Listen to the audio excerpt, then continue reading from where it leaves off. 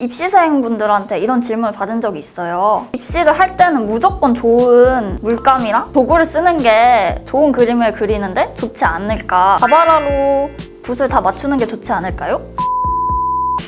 안녕하세요, 로랜디 아트입니다. 오늘은 미대생이 설명하는 붓이라는 시리즈로 여러분들께 다시 찾아왔어요. 영상에 본격적으로 들어가기 앞서 붓에 대한 간단한 상식을 짚고 넘어가도록 할게요. 붓에 보시면 알겠지만 이 가운데 있는 부분은 화홍이라고 적힌 거는 이 붓 브랜드 명이고요. 이 위에 있는 숫자는 붓의 호수를 말하는 건데 이 숫자가 클수록 큰 붓이라는 거고 이 숫자가 작을수록 작은 붓이라는 거예요. 만약 자기가 색칠할 그림이 큰 면적이라고 하면 10호 이상을 쓰시는 걸 추천해 드리고요.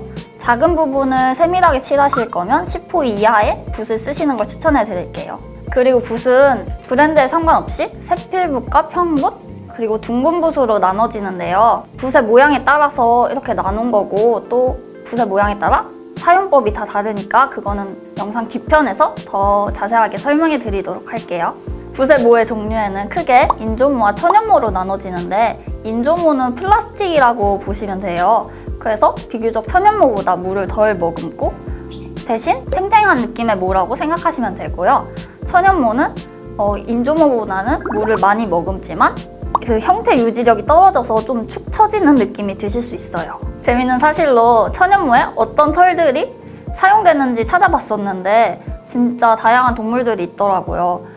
예를 들어서 너구리 등털이라든가 족제비 꼬리털, 아니면 숫소에 깃털까지도 많이 깃털까지라고요? 네. 정말 대단하네요. 그런 식으로 여러 가지 동물들의 털이 쓰이더라고요.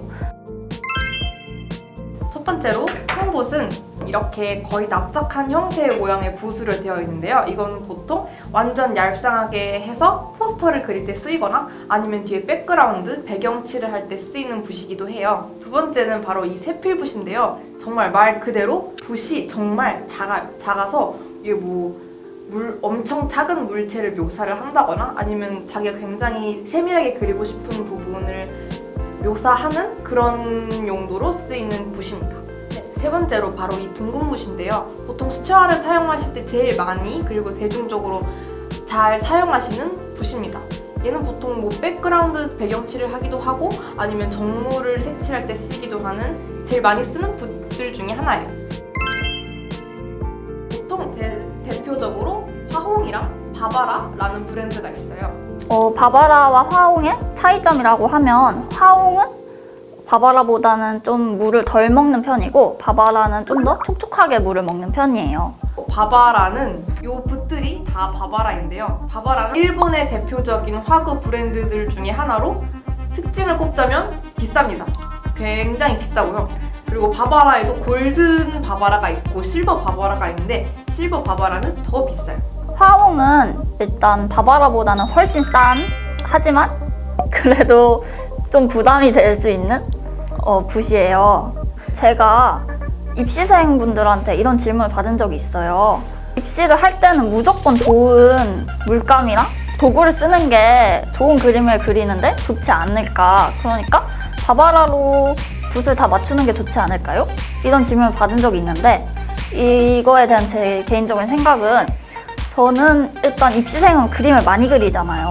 그럼 붓은 소모품이기 때문에 계속 달면 갈아줘야 하기 때문에 바바라는 그런 점에서 좀 가격이 나가니까 계속 바꿔주기에 좀 부담이 갈 수 있을 것 같아요.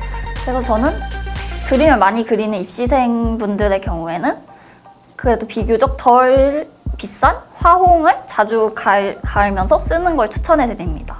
그래도 나름 바바라 유저로서 바바라의 좋은 점에 대해서 몇 가지 말을 드려보자면 이 바바라 붓 자체가 굉장히 붓털이 야들야들해요. 그래서 만약에 자기가 배경에 백그라운드 칠이나 그리고 인체 입시를 준비할 때 물동이 남지 않게 하고 싶다, 그냥 깔끔한 터치를 넣고 싶으시다 하시는 분들은 이 바바라를 구입하시는 걸 추천합니다.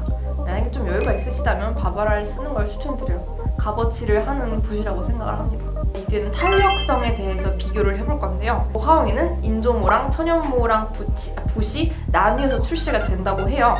일단 인조모는 이게 인조모인데요. 굉장히 탄탄해요. 그리고 이 바바라는 한눈에도 볼 수 있을지 모르겠지만 어쨌든 아까 이렇게 TV에 봤을 때 그렇게 화원 같은 인조모처럼 탄탄한 그런 특성이 없어 보이죠? 이게 흐느적흐느적해요.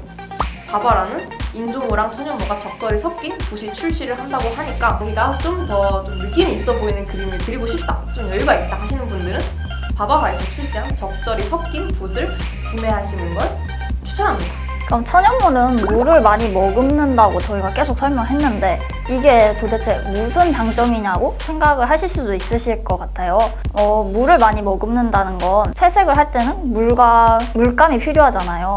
이게 다 떨어지면 다시 물감을 가져와서 길어와가지고 계속 충전식으로 채색을 하는 건데 시간을 좀 더 길게 할 수 있다는 장점이 있어요. 그리고 천연모는 중앙으로 털이 잘 모인다고 합니다. 그런데 탄력이 없고 좀 축 늘어지는 성격이 강해서 초보자분들이 쓰시기에는 약간 어려울 수 있으실 것 같아요. 간혹 붓을 물통에 담가두거나 아니면 아무 서랍 같은 데 처박아둬서 붓이 휘어지고 하는 분들을 진짜 간혹 몇 분 봤는데 그러시면 절대 안 되고요. 붓은 소모품이고 이게 붓모가 한번 망가지면은 다시 되돌릴 수가 없기 때문에 잘 똑바로 세워서 말린 다음에 쓰러지지 않는 곳에 잘 세워서 보관하셔야 돼요. 그리고 수채화를 그릴 때 물을 받아놓고 쓸 거 아니에요? 그러면 뜨거운 물보다는 차가운 물을 쓰셔야 합니다. 뜨거운 물을 쓰면은 이 붓이 모가 그렇게 튼튼한 편이 아니어서 잘 빠져요. 이렇게 비싸게 돈 주고 산 거 붓 관리 제대로 안 해서 일주일도 못 쓰고 버리면 굉장히 마음이 아프지 않을까요? 저희가 붓에 대해서 이렇게 설명을 드렸는데요. 자기한테 맞는 붓은 또 직접 써봐야 정확하게 알 수 있으니까 한 번씩 써보시는 걸 추천드릴게요. 오늘은 이렇게 붓에 관해서 간단히 알아보는 시간을 가져봤는데요.